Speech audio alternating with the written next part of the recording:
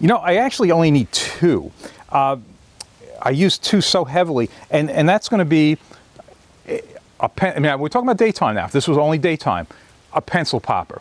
The pencil popper, because this is a lure that will get stripers and other fish to hit when they're not going to hit much else, and they'll also work in situations where you've got, you know, even bright sun, clear water, calm water. And the reason is, if you think about why fish hit lures, there's two reasons. Either they are good imitators, or they do a very good job of hiding what they really are. And the thing about a pencil popper is, when you work it properly on the surface of the water and you're thrashing it back and forth, it is very difficult for a fish underneath to see that thrashing and be able to tell that it's a piece of plastic or a piece of wood, rather than a nice meal. So it's a lure that has the capability to pull big bass up from the rocks, and it's that slow thrashing on the surface that gets them to hit, and then they can't figure out what it is, and they'll eat it. The other thing is, it's a very, very good casting lure. It's probably the best casting plug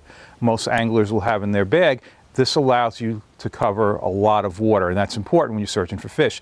And in the same way, as with any topwater lure, you don't need to hook a fish to know they're there. If you can just get a fish to rise on it, you'll get a boil. Just seeing that boil is enough to know fish are in the area, and that can be very valuable when you're looking for fish. All right, so that's the pencil. The bucktail, and you know, and I mentioned daytime, but really, daytime or night, it's been said so many times, if you could only have one lure, what would it be? And many good Northeast anglers, or anglers in general, will say a bucktail.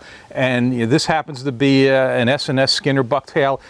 The difference with these as compared to some others, you can see it's nice and bulky. There's a lot of hair. It's got hackle feathers that fill it out. I've got a soft plastic on here. Up north, I typically will use either an otter tail bait strip or a fat cow jig strip. What more can you say about a bucktail? You have to carry a bunch of different weights, but that consider how deep you're fishing, how much current there is. I can tell you, on the South Shore beaches, a lot of times I'm throwing like 3/4 of an ounce, an ounce, or so forth. In the inlets, you might go up to as much as 4 or 5 ounces. But it's the versatility. No matter what the conditions, it could be calm, it could be horrendously rough, fast currents, whatever.